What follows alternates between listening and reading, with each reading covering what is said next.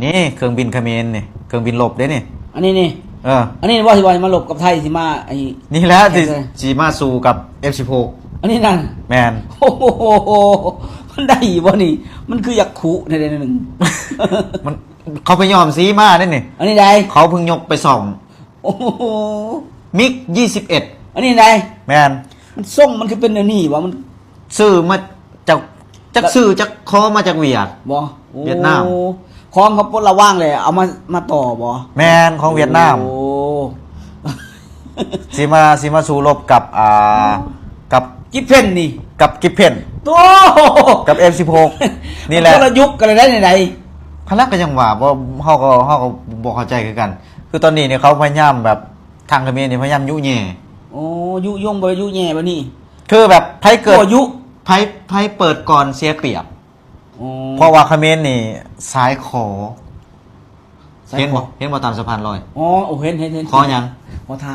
ทานบัดนี้หันเขานี่แบบเขาฮู้จุดอ่อนไทยเนาะพอเขายุให้ไทยโมโหคันถ้าไทยยิงเขาก่อนปุ๊บนี่เขาเอาไปฟ้องชาวโลกปุ๊บอ๋อวันลังแกเขาอยากได้พื้นดินเขาอยากได้แผ่นดินไทยนี่เขาสิเฮ็ดสไตล์แบบนี้เห็นบอกทุกวันนี่เขาพยายามยั่วยุเครื่องได้แล้วเครื่องบินปีกฮักก็เอามาโซ่ เครื่องบินที่บ่มีคุณภาพนี่เห็นบ่นี่เขาเห็นคนใส่รถจะเคยเห็นบ่เครื่องบินคนใส่รถอันนี้รถยังนี่จักรถเทเลอร์รถลากนี่รถลากแม่นรถลากเอามาคนเครื่องบิน เมืองได้เขาเห็นประเทศได้เขาเห็นบ่มีดอกประเทศเขมรเฮ็ดได้นี่นี่แหละนี่เครื่องบินที่เสียมาลบกับไทยโอ้ยของไทยเขาจวดจากภาคใต้จึกฮอดภาคเหนือแป๊บเดียวเลยอ้าวคิดเพ่นน่ะแนมบ่ทันดอกเข้าใจบ่ว่า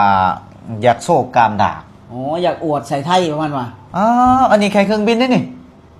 อยากเห็นรถถังบ่มีรถถังอีกบ่มีโอ้ยอย่าบอกแล้วอวดรถถังอีกนี่โชว์รถถังเต็มคาราเบลเลยนี่ใช่เบิ้งนี่เด้อนี่เ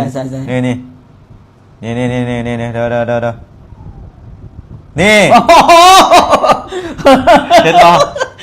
ลากไปแบบนี้เลยวะนี่นะตกทุ่งนาใช่ฉันข้ากี่ต้มว่า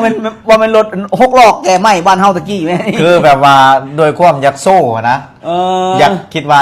รถถังคนนี้คักรถถังคนนี้ดีทำสีแล้วใหม่ๆหรือบ่ประมาณว่าทำสีแล้วอยากเอาอวดบ่ทำสีแล้วใหม่ๆเขาก็อยากโซ่ว่ารถถังเขาแห้งขับลงทุ่งนาติดกี่ต้มไปบนเอารถมาหลากด้วยนะอีกคันหนึ่งหลากเห็นบ่บ่ไหวเลยนี่แล้วสิมายิงกับรถถังไทยสิมาสู้กับไทยนี่สิมาสู้กับไทยรถถังนี่ไปยอมซีมาผลไทยนี่มีเทินน้ำเทินบกผลิตเองนะ